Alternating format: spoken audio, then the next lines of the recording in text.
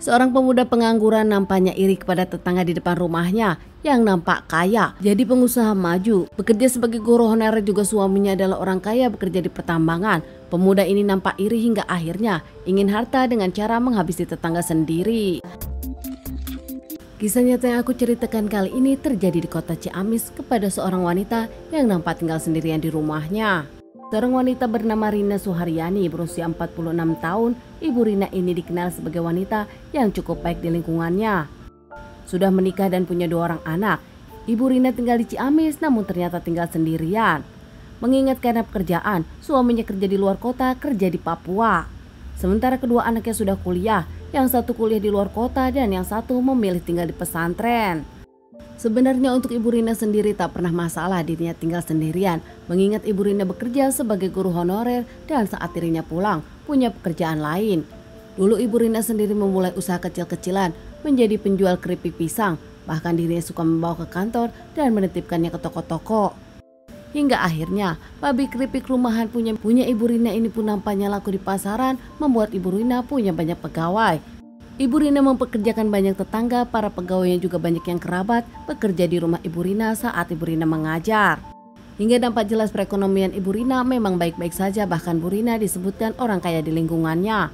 Bu Rina tak pernah sombong, kerap membantu siapapun yang membutuhkan. Bu Rina punya gaji dari sang suami, dirinya bekerja dan dirinya pun punya usaha yang memang cukup besar kini. Hampir akrab dengan para semua tetangga, selalu ada di kegiatan Pak RT. Namun nampaknya tak semua tetangga menyukai Bu Rina.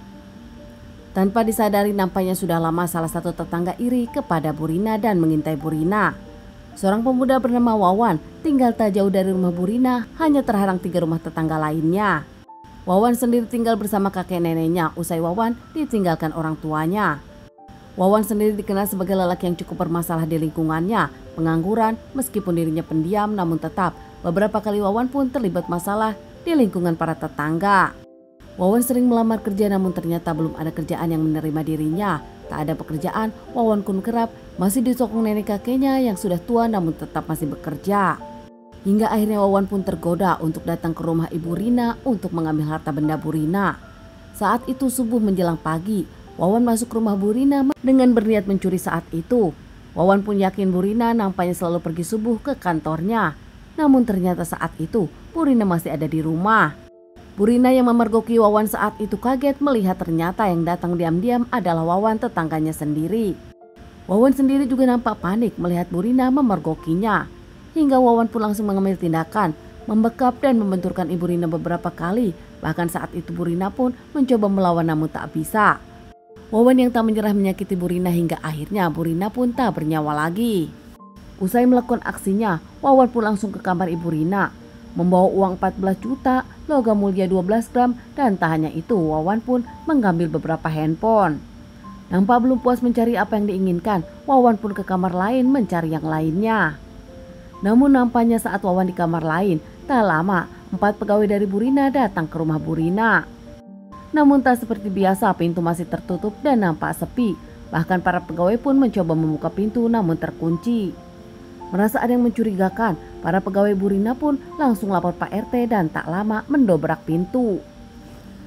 Saat pintu terbuka, nampak kaget menemukan Bu Rina sudah tak bernyawa dengan penuh luka.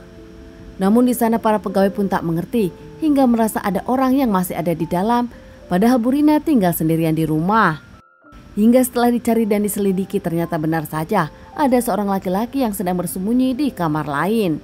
Para pegawai dibantu warga pun langsung menahan lelaki tersebut yang ternyata adalah Wawan, tetangga mereka.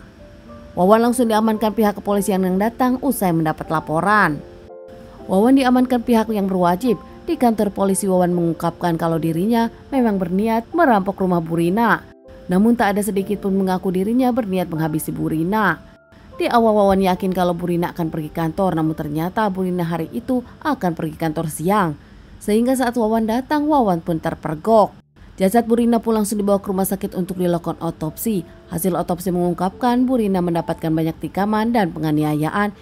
Pasca otopsi dilakukan, jasad Bu Rina pun dikembalikan ke keluarga untuk dilakukan pemakaman. Suami Bu Rina yang tengah ada di Papua nampak kaget mendengar kabar kalau sang istri dihabisi tetangganya sendiri dan berpulang. Begitu juga kedua anak dari Bu Rina yang tengah sekolah kembali ke Ciamis dengan penuh kesedihan. tak menyangka sang ibu dihabisi tetangganya. Keluarga bahkan meminta Wawan untuk dihukum seberat-beratnya.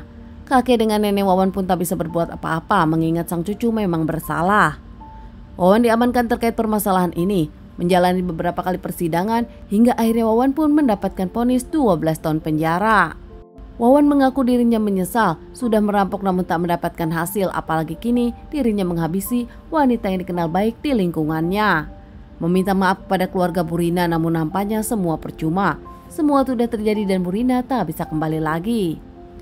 Teman-teman, sekian dulu bahasan kasus yang aku bawakan kali ini. Semoga ini bisa dijadikan pelajaran untuk kita dan ditunggu bahasan kasus-kasus selanjutnya.